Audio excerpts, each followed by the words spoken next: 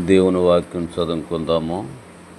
కొరింథీయులకు రాసిన 2వ పత్రిక 11వ అధ్యాయము 28వ వచనము. ఇవియును గాక సంఘములన్నిటిని గూర్చిన చింతయు కలదు, ఈ భారము దినదినము నాకు కలుగుచున్నదే. చాలు.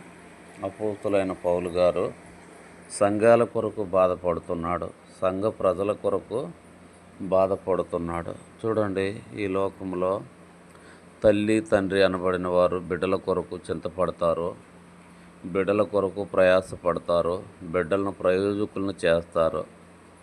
వారు ఎక్కడన్నా నష్టపోతారేమో, ఎక్కడన్నా కష్టపడతారేమో అని బాధపడుతుంటారు. చదువుకు పంపిస్తే ఒకవేళ చదువు రాదేమో, చదువుకున్న తర్వాత మంచి ఉద్యోగం రాదేమో, మంచి ఉద్యోగం వచ్చిన తర్వాత మంచి భర్త రాడేమో, మంచి కోడలు రాదేమో అని బాధపడుతుంటారు. ఇవన్నిటి విషయంలో మేలు కలగాలని తల్లిదండ్రులు బిడ్డల జీవితంలో ఆశపడుతుంటారు. అలాగా బిడ్డలు ప్రయోజకులై వర్ధిల్లినప్పుడు వాళ్ళు గాలి పీల్చుకుంటారు. అమ్మయ్య, నా బిడ్డలు మంచిగా చదువుకున్నారు, మంచి ఉద్యోగాలు చేస్తున్నారు, నా బిడ్డలు లైఫ్లో సెటిల్ అయ్యారు, నా కొడుకు మంచి కోడలు వచ్చింది, నా కూతురుకు మంచి అల్లుడు వచ్చాడు, నాకు ఇంతే చాలని వారెంతో సంబరపడతారు.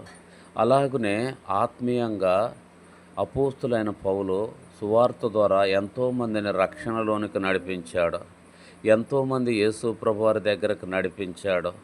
అందులో బీదవారు ఉన్నారు, అందులో రోగిష్ఠులు ఉన్నారు, అందులో దాసులు ఉన్నారు. వీళ్ళందరూ కూడా ఐశ్వర్యవంతులు అవ్వాలని, వీరందరూ ఆరోగ్యవంతులు అవ్వాలని, వీరందరూ పరిశుద్ధులు అవ్వాలని, ఈ భూలోకములో పరలోకములో సుఖశాంతులతో ఉండాలని అపోస్తులైన పౌలు గారు చింతపడుతూ వచ్చాడు.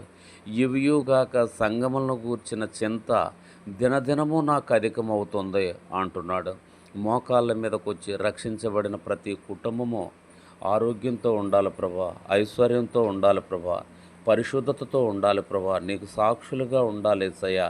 ఎక్కడ కూడా విశ్వాసులు బాధపడకుండా వాళ్ళకు వరం దయచేయమని కన్నీరు విడిచిన మంచి దైవజనుడు అపోస్తులైన పౌలు గారు. మనందరం అపోస్తులైన పౌలు గారు వలె ఉందుముగాక. ఆమెన్. Praise lord.